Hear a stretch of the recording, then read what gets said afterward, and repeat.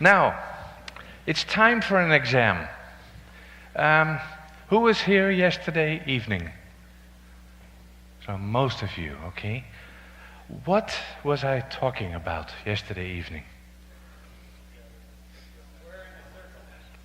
We are in the circle? Oh, the square and the circle. Oh, that made an impression. Explain. What is that? Yeah, I did. Thank you, brother. Moving it back to me. Yes. To do media can be like a factory. You have to produce a thing. Yes? Which is very different than what the church is actually built to. So you're trying to put a factory in the middle of a volunteer organization, like the church is, which is not easy. Next, what else did I talk about?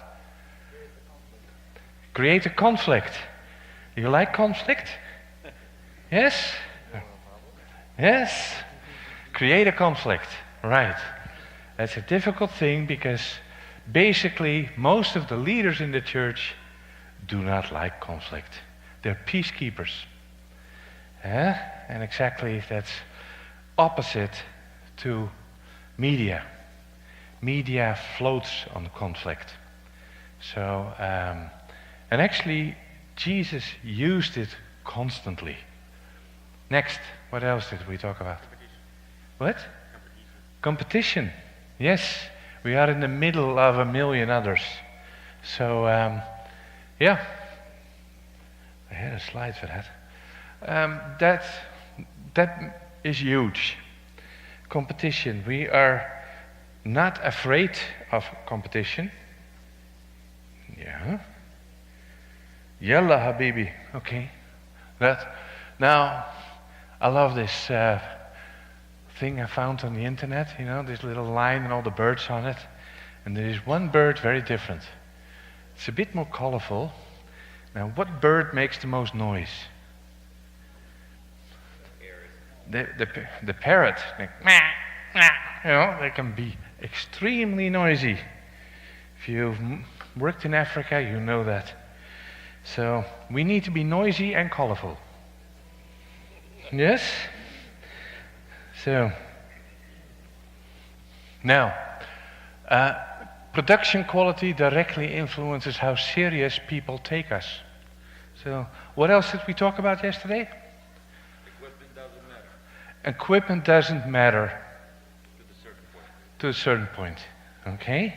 It's the content that does it. Equipment has become so easy that it's now video for dummies. But we're struggling of finding the right content. Yes? That is the struggle about. And I encourage you that if I cannot have the time in the afternoon, that we come together in the evening, then we talk about how to create content in 7 steps. And I call that teaching playing with balloons. Okay. So, it's nice to know that some people remembered something. That's always good. So let's do it well. Now, okay, what do we need to film a service? Let's think about filming a service, a church service. In Holland we have about 4,400 evangelical churches, and we have about 1,700 of them who are actually streaming their services. So I have no idea what the thing is here, but we'll see. We'll discover that. What do you think the percentage is here? I don't know. 1 out of 3, maybe 1 out of 10. I don't know what that is. Okay? Like I said, it's sort of the thing to do. And, okay, there we go. I'm still getting used to this. Okay, the first thing we need, if we want to film in a church, people. And that is the biggest hurdle.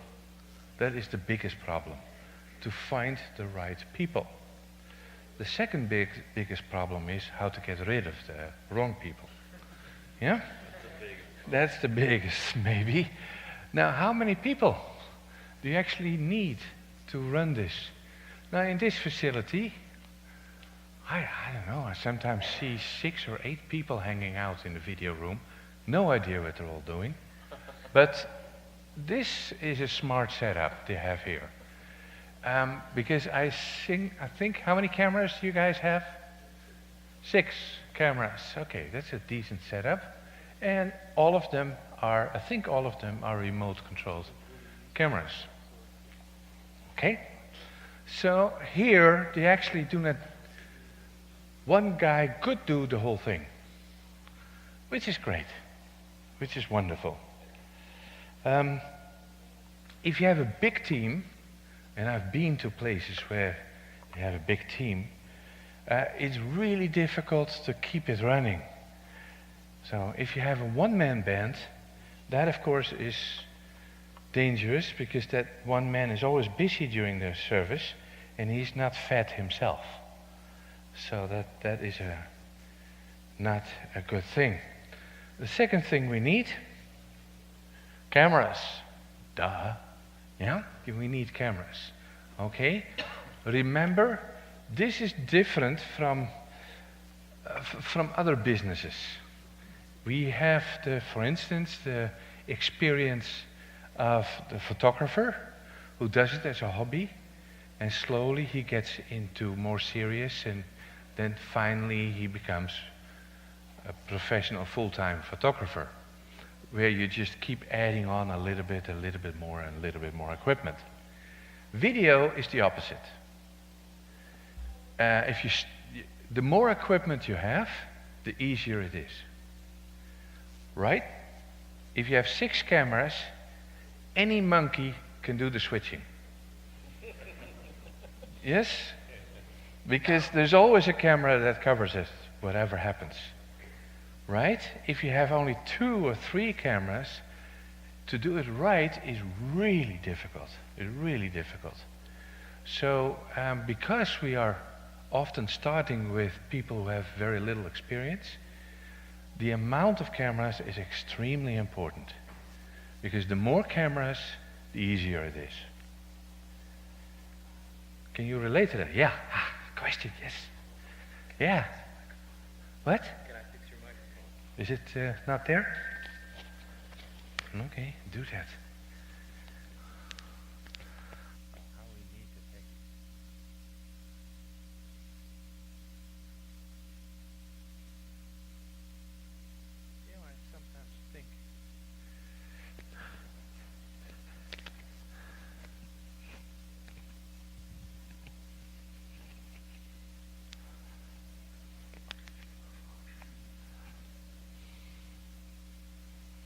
I thought you had a serious question.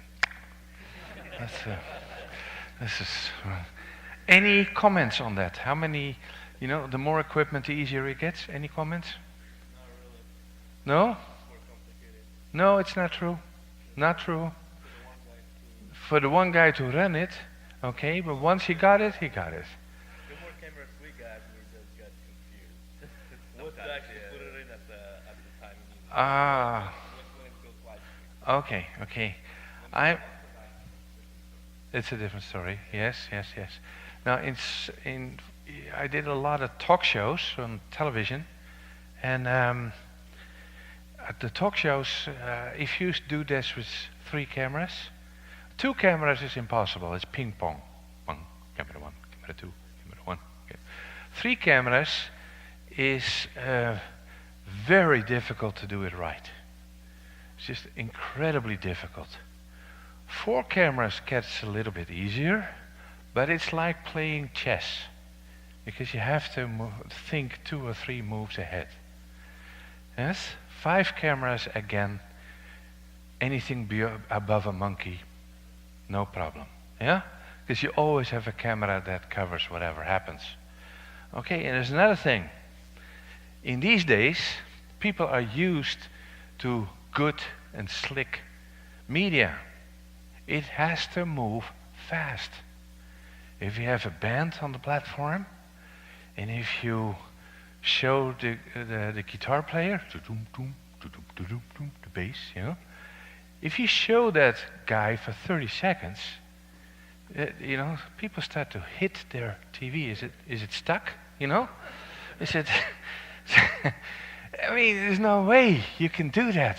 You need to go to do that. Even in a talk show, when somebody interrupts the other, boom, we need to have him. Right? Things go way too fast for a Zoom or for a Dissolve or something like that. Sorry, folks, that is from the 18th century. That you're now living in a different century. So it's moving fast. And to do that, you need more cameras. In North Africa, I was trying to influence, not train, because they're often too proud to be trained. I tried to influence every organization that was producing media in North Africa, including Egypt. And all of them worked on 3 cameras. And I spent years in convincing them that they need to get to the real world, basically. Okay. Okay. I covered that. The standard setup starts with a minimum of 4 cameras. Okay. I'm just trying to give you an overview of what you need to actually do this. Okay. Now, camera positions. There is a very standard way of having a camera position. What here is the main preaching point, you think? Where did they preach from? In that corner? Okay. Now, you see that thing, and you see that there's 2 cameras next to each other on the preacher. Why is that? They get the same shot, basically.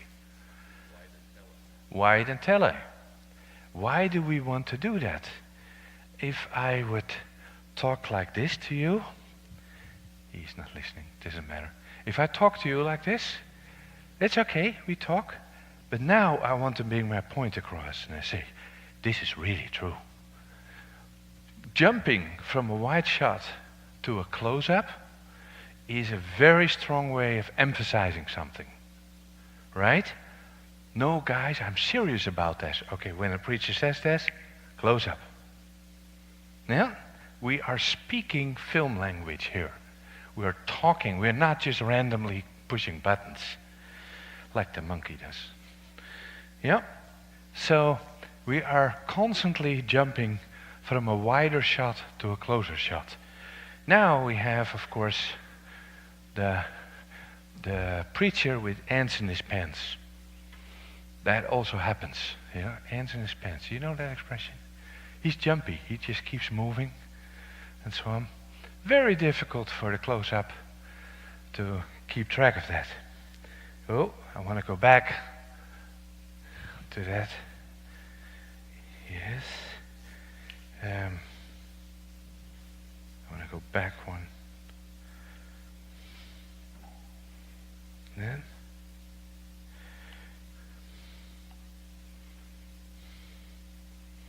Yeah. Did it come there? Oh, come on. I want to go back to the... Yeah, to this slide. Yes.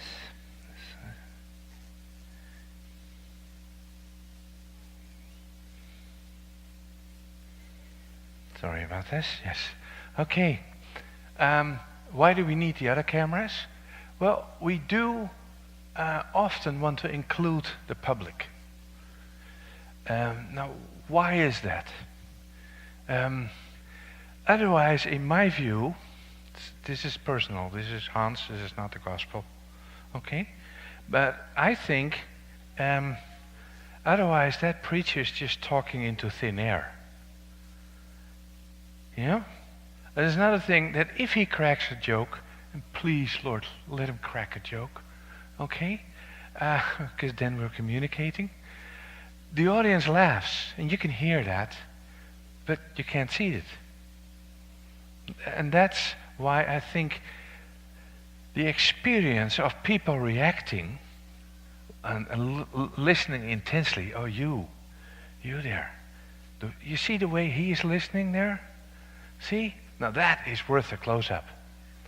Okay? And that emphasizes that probably what I'm saying is interesting. Yeah? So there's an action and a reaction on this. Okay? Now, there's a guy there. Sorry, I don't want to give you a close-up, because I think he's asleep. Yeah? So you have to be careful who you shoot there. But you need a camera, on the blue camera on the left, on that area in the church. Now there are people who do not want to be filmed. And which is valid, you know. In many cultures, your family can threaten you or even kill you if they find out you're a Christian. And in many countries that's the same. But, like I said before, almost always when we conquer fear, we have revival. That's sort of a basic point in spiritual life of a church.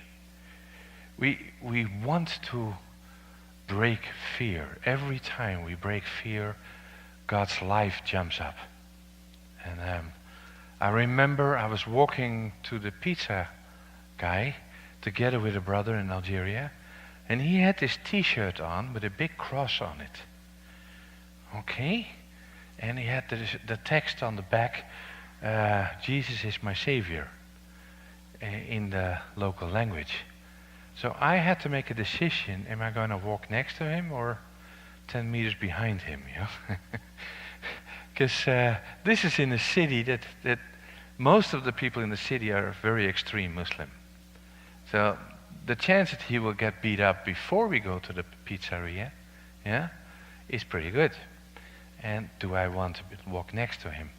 So he has absolutely no fear. Absolutely no fear. So I have seen brothers walk with t-shirts, I'm no longer a Muslim. You want to know why? Ask. Yeah? That is my environment. That is my work. People have absolutely no fear.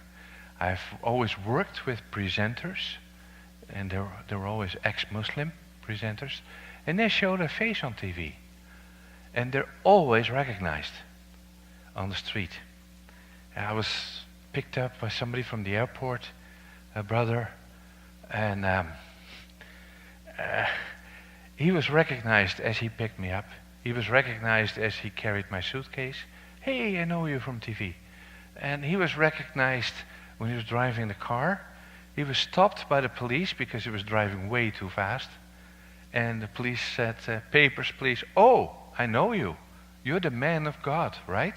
He said, yes, sir. He says, forget it, go. You know? So it's amazing. And if you break the fear, it's wonderful. There was a new breakthrough. There was an organization that only wanted to use false names.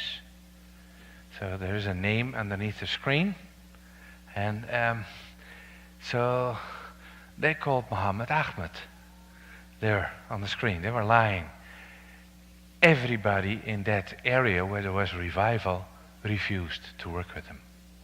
It says, I'm named Muhammad, and put Muhammad on the screen. And then when they started the program, they said, I am Muhammad and I'm from that and that village, which is like a death sentence, I would think, you know. I thought, why? You know, why would they do that? Did they want to get killed? And they said, no, we have no fear. I was trying to build a little audio studio in a top attic somewhere. We were doing some very secret stuff there. And the only thing I could think of is to buy some mattresses and put that against the wall to get a little bit or dead sound. Yeah, I had no other material. So we looked at all the mattresses. I bought 8 of them, and I put them against the walls. And somebody said in the team, this starts to look like a studio. What if we would do wallpaper on top of the mattresses? Then at least it doesn't look like a studio. The team leader said, that is the spirit of fear. If you do not let go of it, leave. Yeah? They were hypersensitive of anything that smelled like fear. Okay.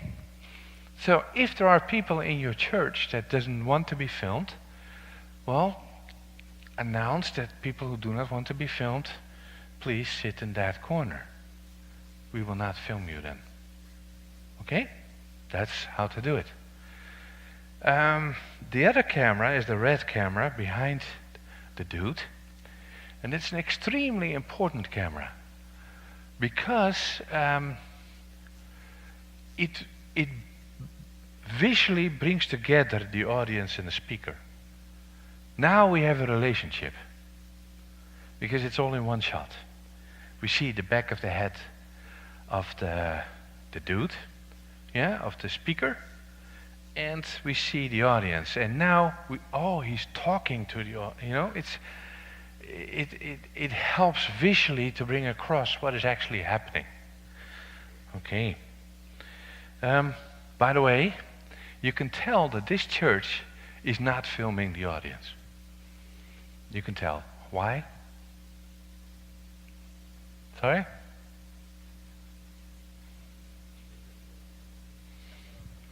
There's a camera over there, but they're not used to film the audience. I bet you. Because there's no light on you. Yes? There's very little light. Now how on earth can you light an enormous place like this? Well, it's not that difficult. You just take blobs of light. Put one here, put one there, put one there. Yes? You only light certain areas in a church. And you tell the cameraman or the operator of the remote camera, that's your fishing pond. That's where you need to fish for close-ups. Okay? Now, what always happens is empty spaces.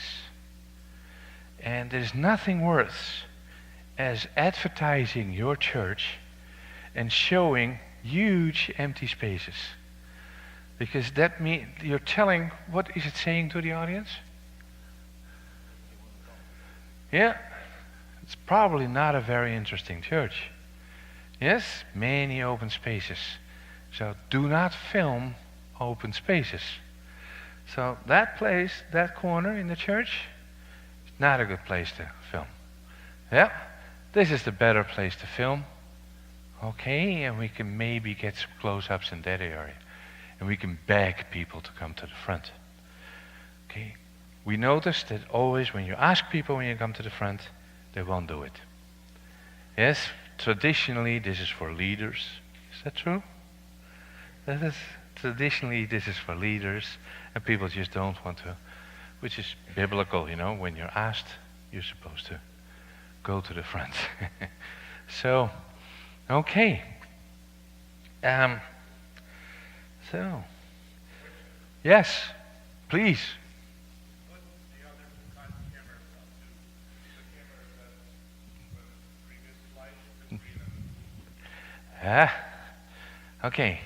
They all have a task. The whole trick of working with more cameras. Sorry about. Oh, what is this? This is funny. Okay.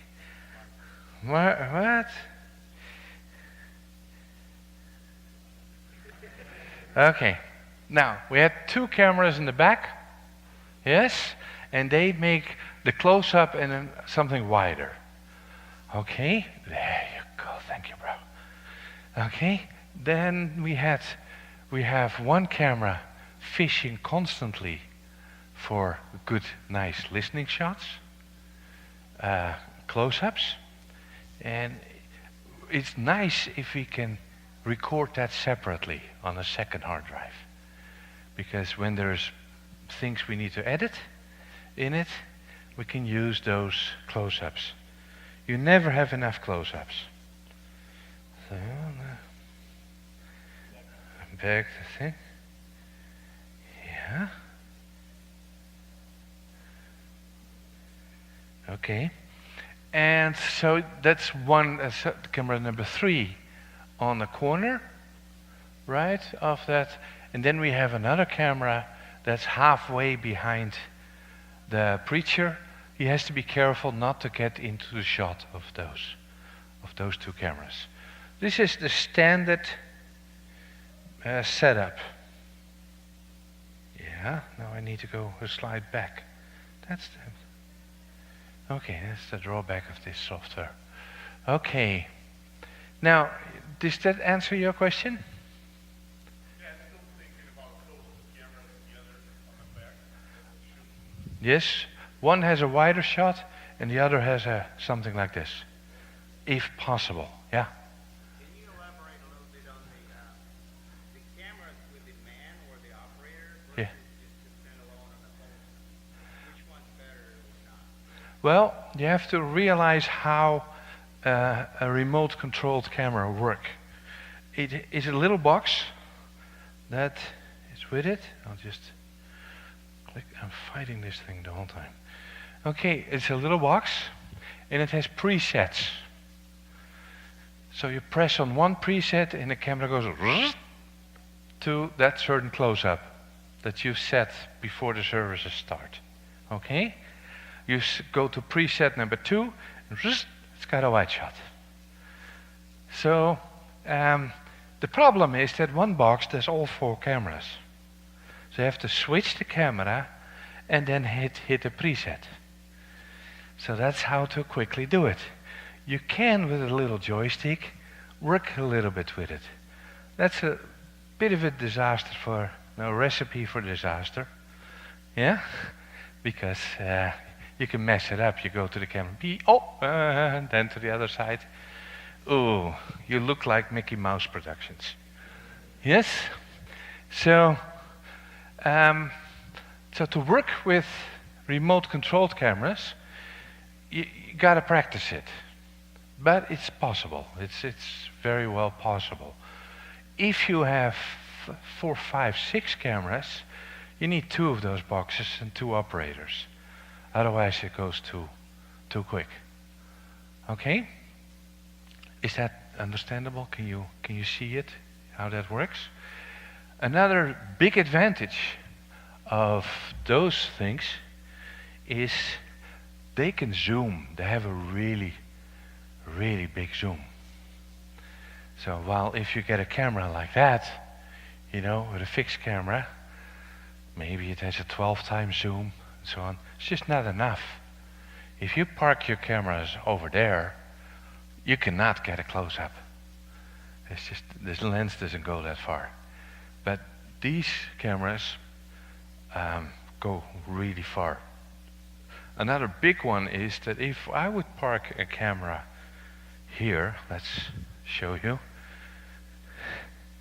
If I park a camera here somewhere, then that whole section cannot see the preacher. Very annoying. Yeah? And of course you always have the cameraman that has an itch. And you know, the whole congregation is constantly watching his itch. So it's very distracting.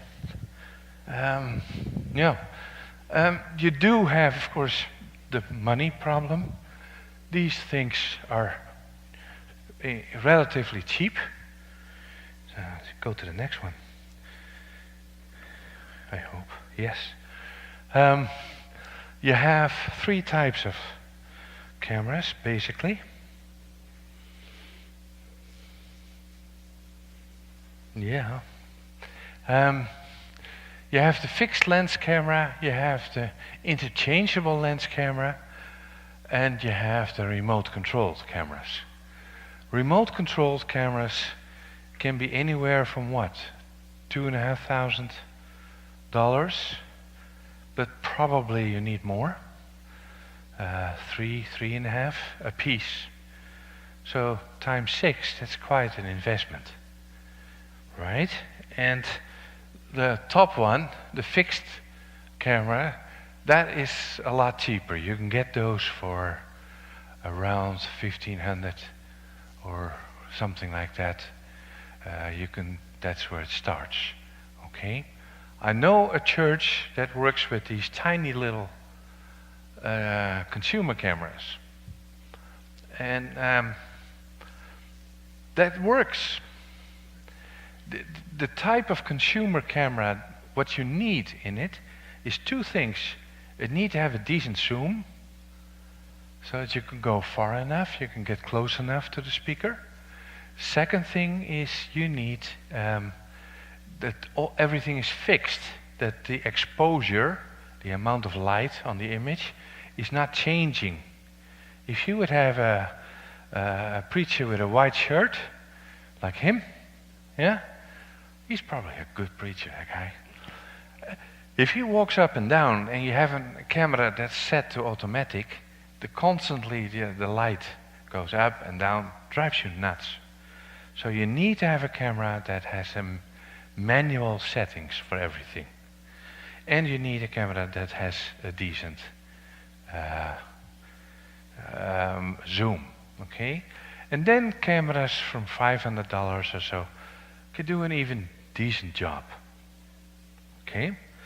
So the bottom one, or the middle one, the one with the removable lens, that goes a bit more expensive. That camera itself can cost, what, 2.5?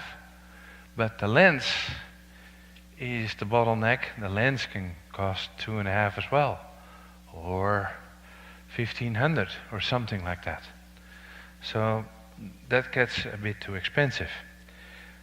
But a disadvantage of a remote controlled thing is, of course, you cannot just take it off with a screwdriver and then start walking to the hallway to do some extra shots. It's fixed. You cannot move it. And that's a big disadvantage. So a mix of cameras is a good idea. Now, why would I ever go to the hall? Okay, I've got a vision, I've got a dream. A preacher is saying something. Let's say he's talking about forgiveness. Okay? Or let's say he's talking about revenge. Is revenge never allowed? Or is it allowed? Yes? Later, after the service, you go there and everybody is drinking coffee and talking, and then you do an in-depth, a little bit of an interview. It says, suppose somebody would hurt your wife, attack your wife. Is revenge totally not allowed? You know? So you insert that in the middle of his preaching. Okay? To have a perspective of a listener. Now, if you know ahead of time who you're going to interview, let's take a close-up. But the red shirt, there. Now, I'll say to you, I will ask you after the service, I will film you for a reaction on his preaching. Okay? So I'll take a close-up of him. And then, if you edit that stuff, afterwards, we would have his response. He says, he said that there is no exception. Revenge is always good, is always bad. I'm sorry. There's no way. Yeah, I have a very hard time accepting that. Yeah? And then you go back to the preacher. And he continues. So there is a constant interaction between the preaching and between the listener. What do you think? Can you see it? Can you see that happening? Those kind of things can really, really bring the message home. Because you constantly have a number of people who are reacting on it.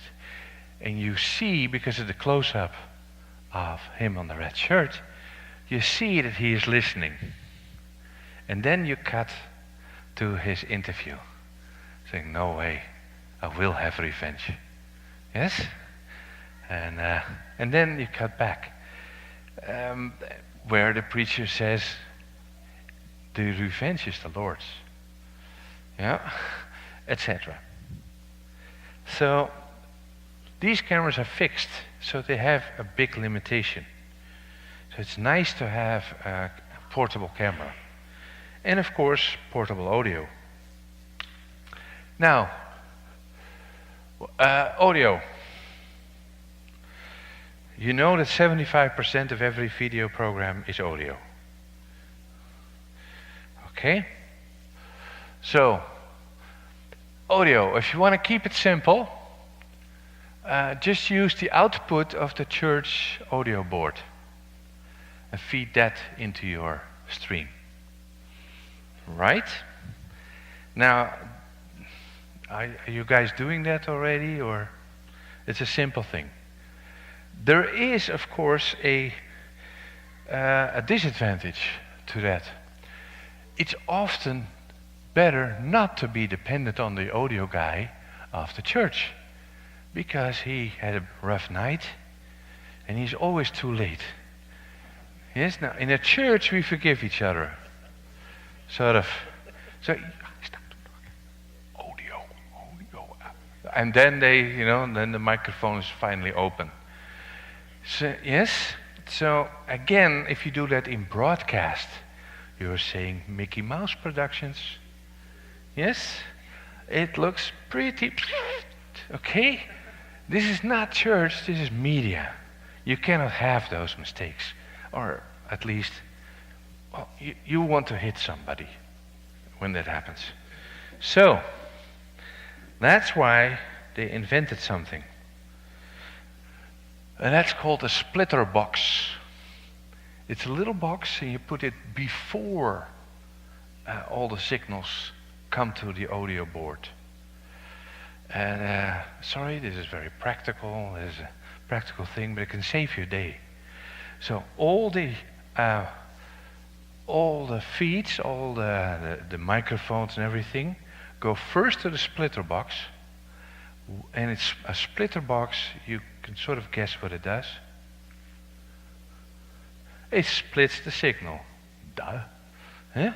So one signal goes to the mixer for the whole, and the other signal goes to your video mixer, to the video guy who has an audio mixer, so that he can, independent of the audio dude from the church, he can independently do the mixing. There's another reason to do that. If you do music, for instance, they'll turn down the drums because it's just bouncing everywhere, the drums. They just put it down a bit here, because they mix for what you hear in this church. And this church has a lot of echo, in my view. On the video, that you think, I see a drum, but I don't hear it. Yeah? So the video mix for audio has to be a little bit, the audio mix for video has to be a little bit different to get the same result. Okay. Well. Now, one thing that is not possible, I'll just put the whole thing on.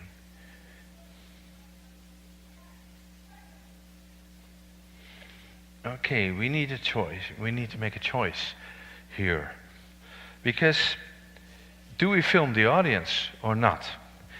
If we film the audience, and suppose that you have a reaction, that's not possible, because you do not have audio.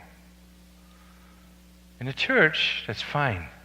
On a video, makes absolutely no sense because you have no microphone over there. And before you finally have a microphone on a beam and walk over there, you are, 25 seconds further down, and then I stick that microphone in your face and sorry I hit your head, etc. That just doesn't work like that. So responses, to film responses out of the audience, no way. Unless you give everybody a wireless mic and break the bank. Okay? So,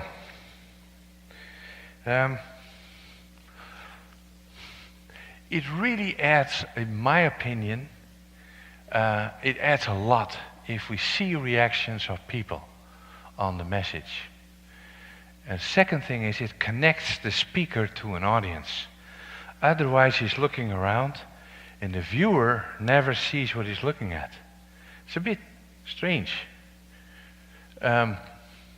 It helps the viewer to feel part of the service because they want to get a little bit of the same atmosphere. Okay. If you don't do it, you do not have to put some extra lights on the audience. It's a big one because it's quite a job to get up there and to put lights on the audience. Not every church is as high as this, but if you have a lower church, that light starts to go straight into the eyes. And when everybody walks out of that church with tears in their eyes, it's probably because of the lights. Yeah? So, without the audience, the preacher talks into nothing, and you hear reactions, but you don't see where they come from. Okay, so that's a big one. Choices to make. Live streaming or edited. Why would you do live streaming? Answers. What is the advantage of doing live streaming? So it's live on air. Yeah. Say it again. Sorry? For the people that cannot attend. Yeah. So the sick people in the audience, very, very valid reason. Yes? Sorry? Truck drivers. Love it. Keep your eyes on the road. Yes? Content is available immediately. You don't have to go through post-production. Oh yeah. Yeah. No editing. No editing, so it's basically for lazy people. Yes? Who just don't want to spend the time editing. Very often it's the next thing to do in a church. Hey, we just bought wireless mics. Wonderful. What's next? Let's buy a camera and do streaming. Yeah? There is no thought on the other end. Because the product you're making, you have to focus on the viewer. It's not if the pastor likes it, it's not if you like it, it's about the viewer. That is the center of it. So, and if live streaming is only for the people who cannot attend, that's fine. But don't say from the pulpit, I'm reaching the millions in the world because I'm live streaming. You're not. You're preaching to the choir when you do live streaming. Most of the time. Edited. Yeah? No? Oh.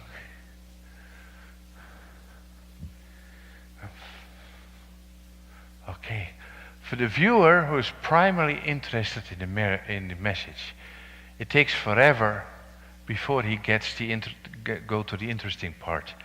If you only think of the viewer, the average viewer who just happened to click on your YouTube channel, and it says, this is about trying to recover your marriage. You said that in the title, right?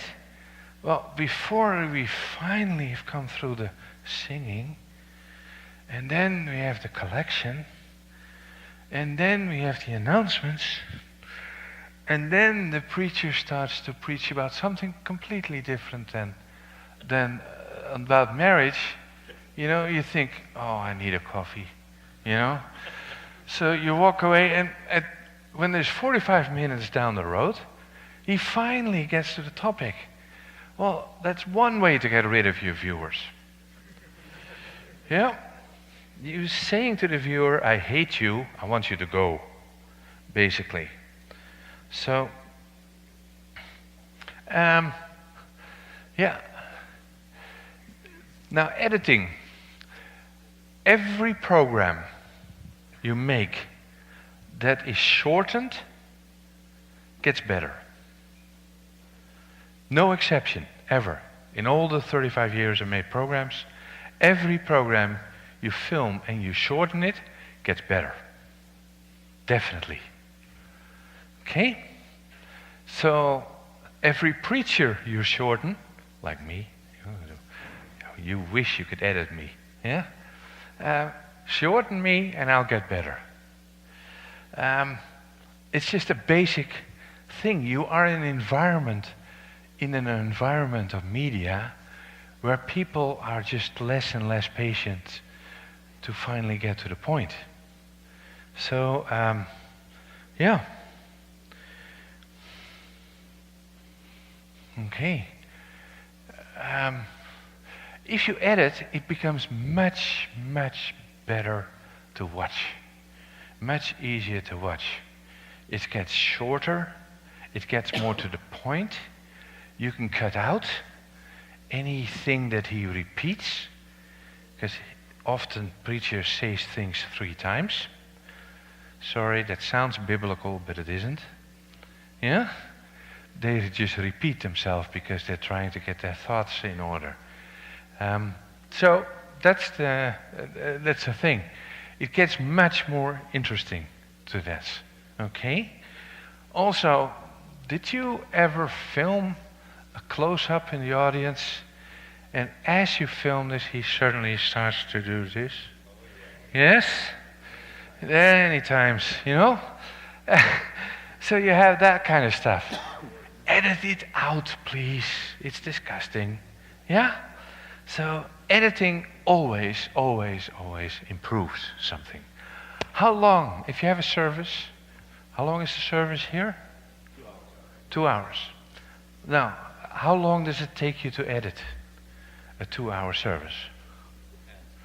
Yeah, okay. Yeah. What do you think? Question. The problem is, it depends. If you film like you're live streaming and you're cutting right on the mixture, so you cooked already. You know, if somebody pulls something out of the nose, I mean, it's right there. You know? Yeah.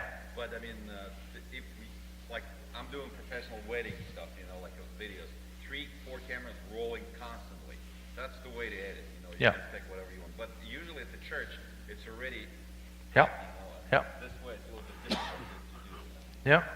So if you record the switched thing, it's nice to have one of the cameras who is also constantly recording itself, because then you have a backup.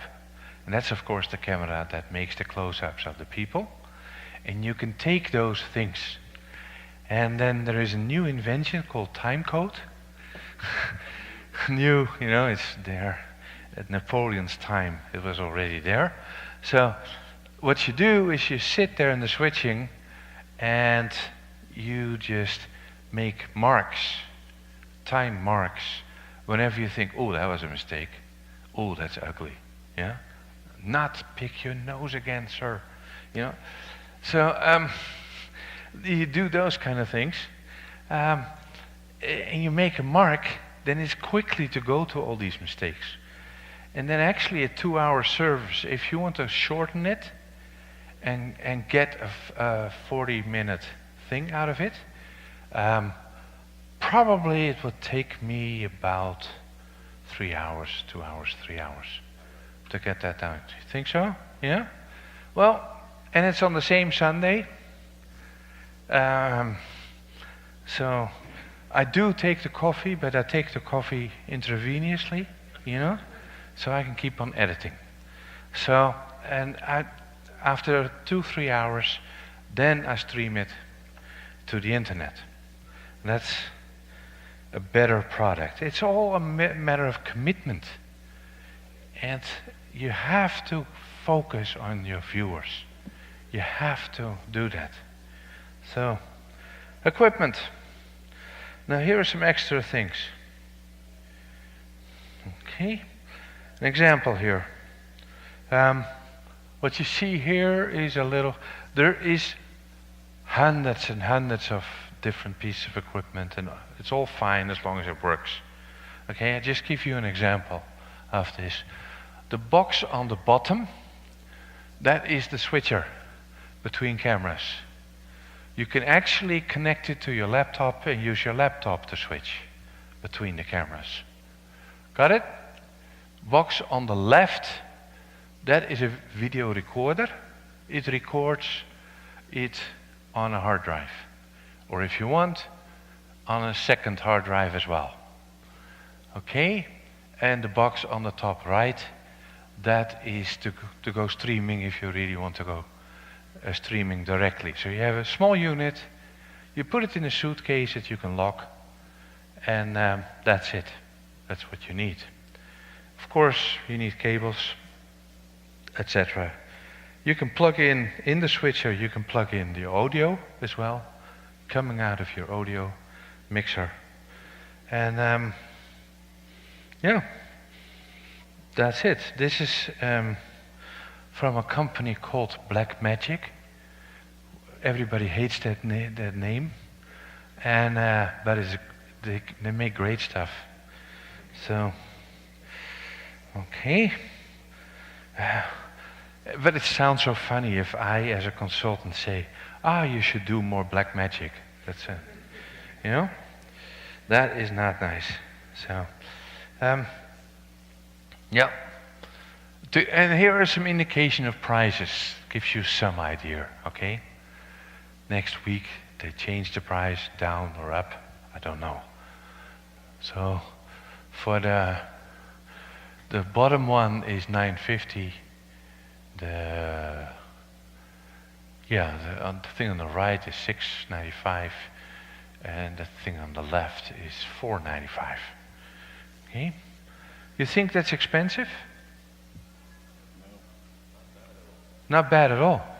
If you can think that if you got your act together, and if you are dedicating yourself to make the best of it, you can really reach more people that are often sitting in your church. And you can really bring it to the people. What is the main purpose of what you're doing? Subscribers. You need to form a channel. Now, I have subscribed to a number of preachers I really like. And now and then, together with my wife, I just connect my TV to some teachings and go through it. And we watch it that way. So what we want is we want a following. Now, I'm very amazed about the discussion. Are we making programs to make for discipling purposes or for evangelistic purposes? That's always the question. So, what do you think is more important? What? The book. Stay with the book. Well, if I read the book carefully, Jesus says, make disciples of the nations. The nations. Yes? He never said, and do a separate project and do evangelism first. We got it in our brain that there's a real separation between evangelism and discipleship. That's a mistake in my mind. What it actually is turning people away from the lies to the truth. That is what is true discipling. You're exposing lies. Yeah? If we talk about a hot topic, sexuality, right? Well, there are promises in sexuality which is just a play in your mind. It's a lie. It doesn't bring that happiness that you expect of it or that excitement. There's a big lies in it. Okay, there are other things about marriages, about what the husband should be doing, and what what the wife should be doing, etc. There's all kinds of lies that have crept into people's lives. So discipling and evangelism often comes together. It's a total mix. Because I'm amazed how programs that I think are more leaning towards discipling are actually very effective in evangelism. People accept the Lord through them. They suddenly see something that they see something in their lives that just is not right. Okay? Personally, I came to the Lord because of a huge need. I had 2 girlfriends, and believe me, it's really difficult to have 2 girlfriends. Yes? And to keep them both happy and so on. I had 2 girlfriends, and I suddenly realized I just didn't have it in me to really love them. I just, I didn't have the love in me to keep this up. And I broke up with them. Later I married one of them, but okay. But, so it had nothing to do with the gospel. But in my mind, the fact that I was just not, I didn't have anything to give to someone else. That was my need at that moment. And that's when Christians start to talk about that. So, and that's where the gospel came in, and that's where God's forgiveness, and especially God's love, came in. And then through His love, I had something to give to others. And that realization, many people accept Jesus because they have a need, and they suddenly start to realize stuff. Right? They do not come to the Lord because they just realized that Abraham lived there, moved there, etc., etc. Those are, it's very important, those things, but we have to, and we shouldn't neglect all the things in the Old Testament and so on. We shouldn't, but we should apply it to the needs of people. So discipling and evangelism is coming together, in my point of view. Comments? Questions. Yeah, questions. Questions. Стоп. Давайте так, я вам микрофон буду давать, окей? Yeah, very good. Audio is more important than video, okay? Thanks. Is there any way to get this presentation somehow? Well, if you're nice to me... Online or... Oh no, I have a stick for you. So I need to be nice to you. Okay, thank you. Yeah, don't need to be nice to me. Yes. It's already recording, guys. So, there is copyright on it, but you have the right to copy. Okay? Это будет онлайн на сайте Форум, окей? Все будет. Oh, nice. Yes. Questions. Сейчас время.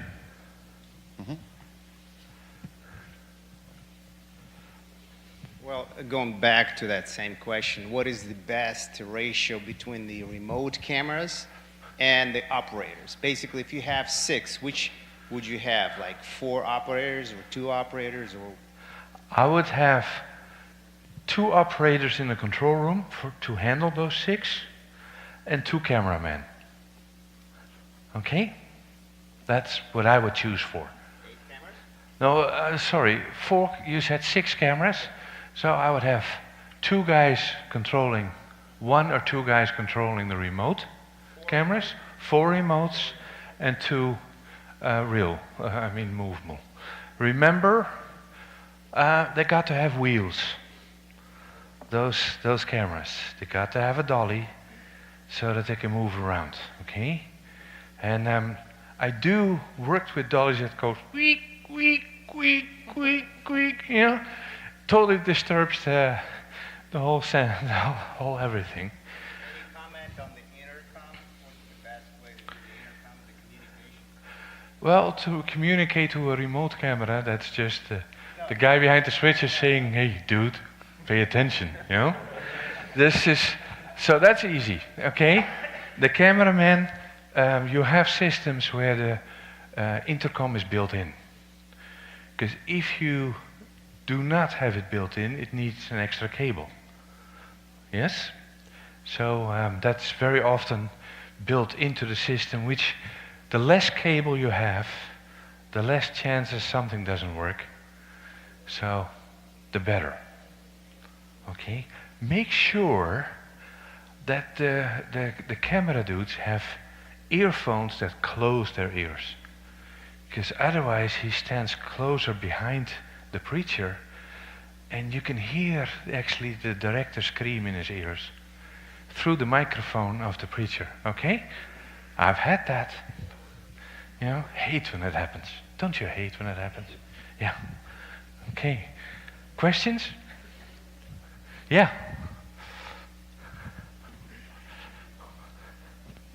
So filming a sermon is different from an action. If you have a preacher that's preaching for about 40 minutes, Right. how often do you switch between shots? So ideally we have 5, 6 cameras. How often, how many seconds between shots? Yeah, it's sort of a feeling. You have to feel this. Okay? If he is very, very intense and very deep in what he's saying, it's almost a sin to cut away. Right? If he is just in between, just talking, then nice, cut away, do it quicker. Remember, if you do a close-up of a guy, count to 4. 1, 2, 3, 4, cut away. Huh? Close-ups of stuff like that. A wide shot, if you take a total wide shot of something, count to 4. 1, 2, 3, 4, cut. Okay?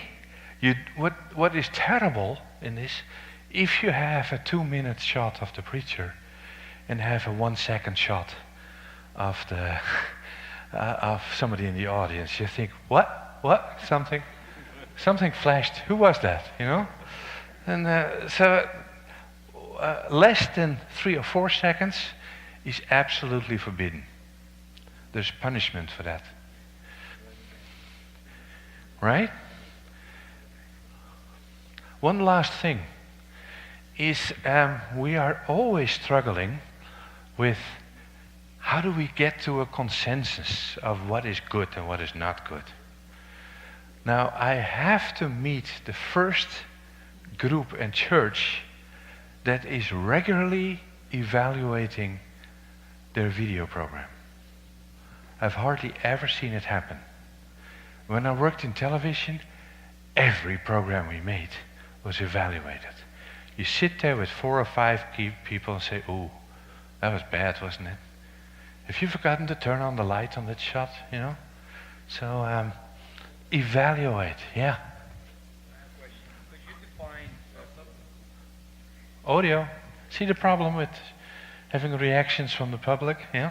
So could you define the close-up shot? How close is close? Okay. Any closer and you get scary. Right. Right? Okay. You're frightening your audience there. Okay. Now, it really helps if certain chairs, you just put some onion oil on it before the services, so that halfway during the service they start to cry. Makes a beautiful shot. See? Okay. Questions?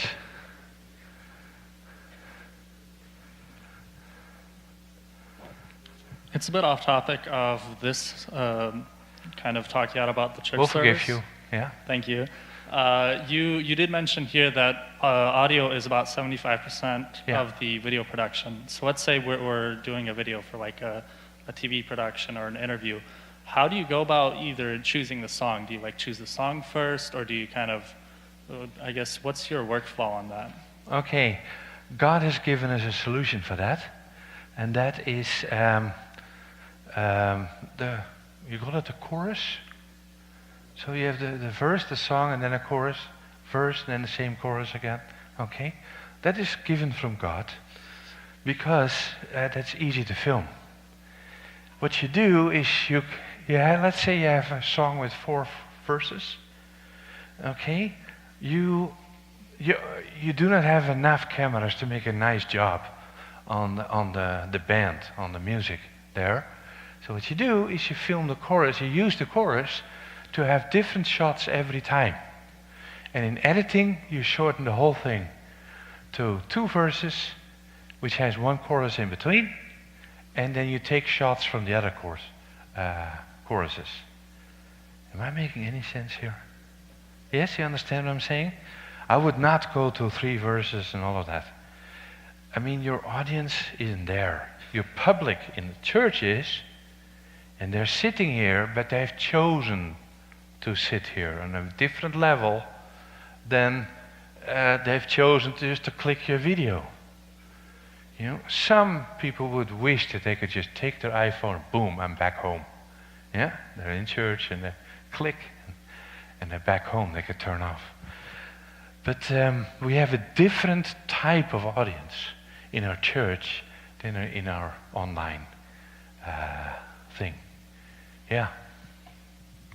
Question about choirs, because sometimes people, like, they take videos of choirs and they cut someone's like half of a face off, or they're like too close. What would you say is like the parameters of taking choir shots? Or like some people say don't take the edges, just the middle, or... Well, you can't move a remote controlled camera. You wish you could, but you can't. So don't use that shot. Have enough cameras to choose from that do have a good shot. Oh, in that, not a big deal. Not a big deal. Yeah, yeah, I mean, your shot go from 100% to 90. But you live. Yeah? Yeah. Yeah. My question kind of goes back in doing the split boxes for the audio signals. Yeah. At what point does the increase in quality actually really justify the investment? Because I know some, like for our church, we have about 30 or so channels that we have in terms of audio input. Okay. I would say it depends on the quality of your audio guy. If he is awake and not always 10, 20 seconds too late to move a thing, you know, then the need for a splitter box is less. Right? But to me, I don't trust audio guys. See? They're hobbyists. If you know what I mean, they just do this for fun and they talk, yeah. So it's, see, that is the kind of guy I would like to go around with. You know, I don't want to punish my audience with their lack of enthusiasm for the job. So I would pretty quickly go to splitter boxes. It does mean that you have the audio in your own hand in your video booth, and that means that you really need to pay attention when they start to get when they start to tune up and tune the guitars and practice a little bit before the service. Because you need to know channel 6 is drums, or that's the group of drums. Yeah? So you need to do, and you know, it's like a football game. That you got to be on time, you got to be better than the other.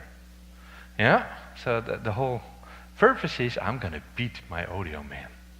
I will do better audio on my, on my little audio mixer than the guy in the church.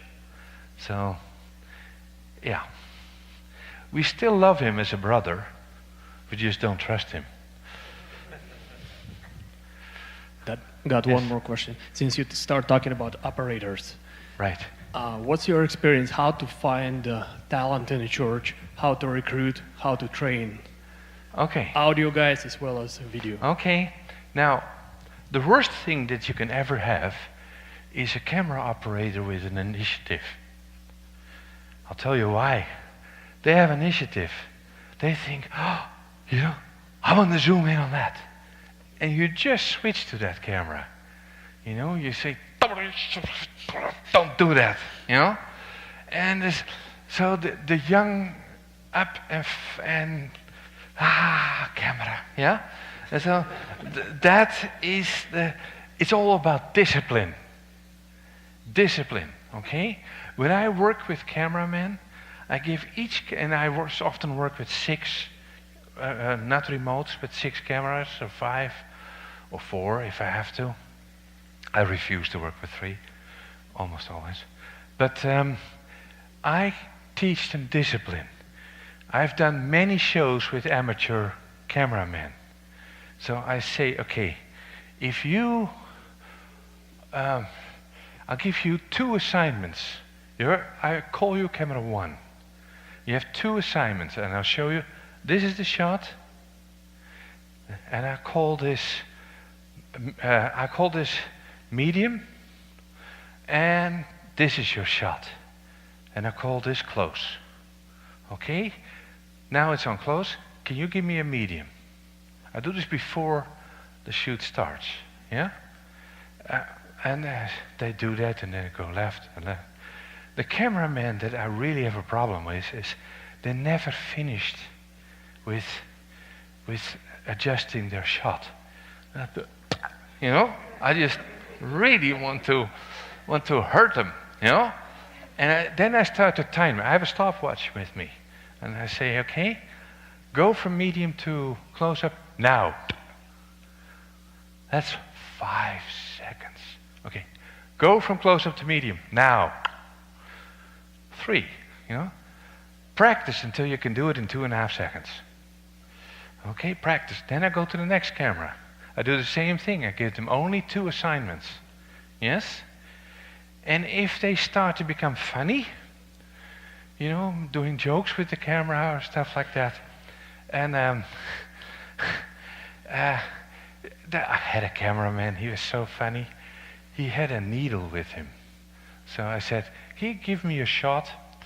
I said to him, Harold, can you give me a shot? And he put a needle in front of the lens, and this is a different shot. A different shot, not that kind of shot. So I had a major show, and one of the cameramans put a teddy bear in the set. I never noticed it. He only told me after the show. He said, did you know there was behind the preacher there was a teddy bear? Never saw it. So very funny. But yeah. So I really discipline. What kind of guys do you need to choose? Guys you can discipline. Right? Okay? And you say, if you do any other shot, you want to eat an arm? You know? So, yeah. Okay, I give them names. I do not say, hey George, you know. I don't say that. I just give them 1, A. So I give the shot A. I don't have the time to actually say, can you please go close? I say 1, A. Yeah. Now, ready, 2. We're on 2, 1, go to B. Okay, I really discipline my language while I'm directing. Does that answer a little bit? So what's the rest?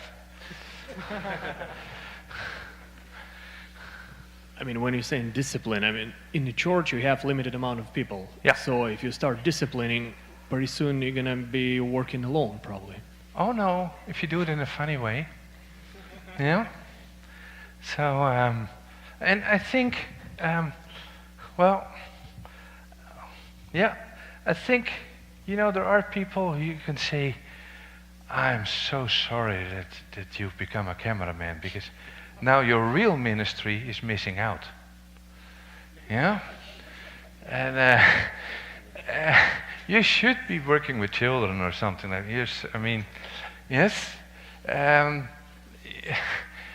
I mean, if you have a professional work ethics, it rubs off to others. And that's also our place. It's a real privilege to work with young cameramen and to discipline them into something usable. That's a real privilege, I think. I've worked with complete volunteers. I've worked many, many, many programs. None of them had ever stood behind a camera before. I disciplined the heck out of them before I even attempted to shoot. And I had one cameraman. He was 15, and he had the end shot, what we call the end shot. You know, the presenter goes, "Okay, thank you. Now, thank you for watching our program. See you next time." That's the end shot. He had the end shot. 30 seconds before the end shot, he fainted. He said, that camera suddenly started to slowly point to the ceiling. Yes? So what did I do? I said, "Camera 3, grab that camera." So that was a 16-year-old, and she ran over to that camera, stood over him, and put it back. And right as she put it back, the presenter said, "Okay, thank you for watching. See you next time." You know, and then we woke him up. Yeah. So, yeah. So, I mean, toughen up. Yeah. So, we worked in a studio. It was actually a barn, and it was just boiling hot there. Yeah. I have a question on editing the sermons. Are there any standards for editing the sermons? Because if you just start editing anything that the cameraman wants, I think it's a recipe for the disaster. But Yes, so, yes, are they're there all any over the place. standards in Yeah. editing sermons? Well, if you have disciplined your camera and put the fear of God in them, then at least you have something you can work with. You know, you cannot edit rubbish to start with, or maybe you can, the worst mistakes, you can sort of cover them with a listening shot, you know? But yeah, main thing is get your audio right. It's the main thing, get your levels right. Put a compressor on the audio so nobody gets over the top. And that is a really thing to do in editing. So that really helps. Another thing is shortening it. That is really going to determine the quality of your production. You've got to use your brain a little to shorten it, because otherwise the message doesn't make any sense. So, okay, other. Thank you One very more? much. My question competition. So how churches should interact with competition? Competition. I don't know if there's anything in the US that you can actually put your thing in that has competition. Huh? Okay. So there are competitions here that you can do. But the main thing is that now and then, just watch with a little group, watch a program. It doesn't mean that they need to be the leaders. They can be one of the cameramen there. Could be the guy who's doing the switching and so on. They just watch and say, okay, what is weak? What are the points here? And then reflect on how you can improve your product. Just constantly review your thing. Nice if the preacher could be there as well, the pastor, because then for the first time he sees himself. That might shock him. Right? Okay.